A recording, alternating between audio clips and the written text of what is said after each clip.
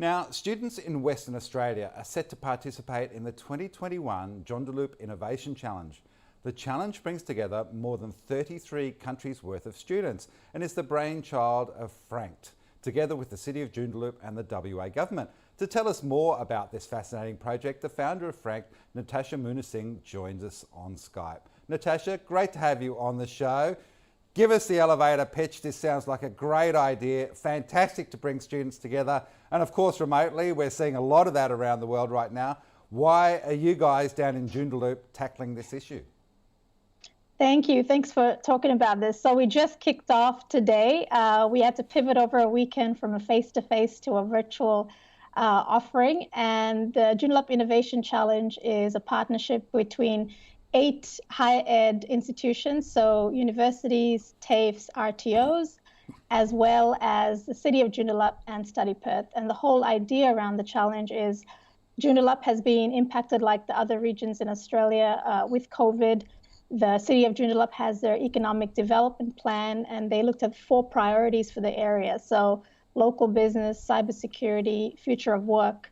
And they found when they were trying to solve around this, they really wanted to channel student innovation to help solve some of these real world problems. So that's what we've kicked off today. Because you are throwing a bunch of young people straight in the deep end. You're asking them to solve these challenges, which are some of the biggest and some of the smartest minds in the world are already tackling. What are you hoping to see come out of this program over the next fortnight? So these challenges and the like are definitely about helping them prepare for the world of work and whatever that's going to look like. They have support in terms of some amazing mentors who sort of guide them throughout. And we introduce them to things like the business model canvas, into customer validations, everything in terms of if you were going to build a startup, if you're going to validate ideas in the real world, we introduce them, in the sort of first day of the challenge. We did this, last year, and they pick up really well, which is the exciting thing to see. So in the first week of the challenge, in terms of their rates of learning, you get high 80s, 90s around things like intercultural learning, entrepreneurial mindset, learning new tech. So that's super great feedback in terms of the acquisition of skills. But the whole idea is around, we don't know what the future of work is going to look like. We'll show you some of the scaffolding, the tools, but a lot of it is also up to you to figure that out and get feedback and support along the way. The best way to write history is to do it yourself, and obviously you're given this opportunity. Tell us, these young people, I suppose many of them will go on to tertiary education, which is why the universities and TAFEs are involved.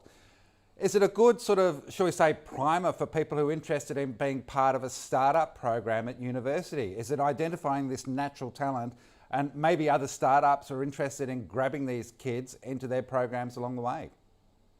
Yeah, so we did evaluation of our cohort 1 year, and we had about 50% of the students say they have an interest in either being part of a startup or founding a startup. So that's an amazing statistic. For those that do want to found startups, we really operate in the pre-incubator space. So once there's an interest, there is an introduction to the startup accelerators and incubators on campus.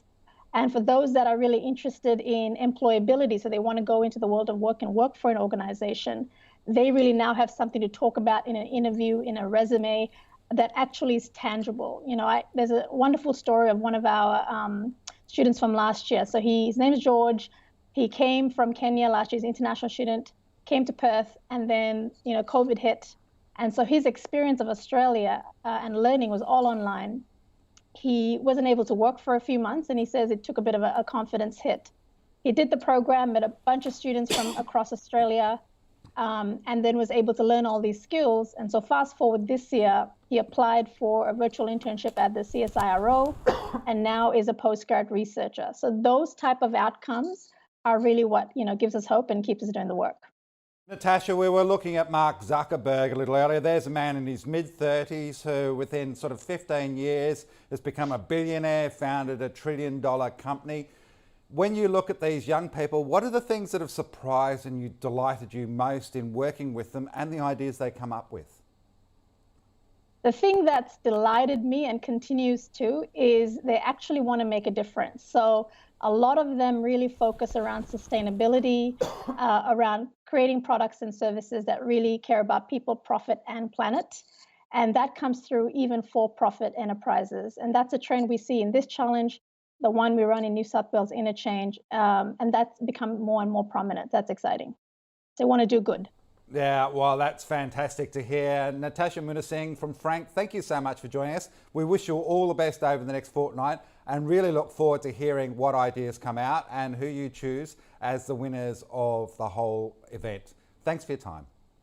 Thank you.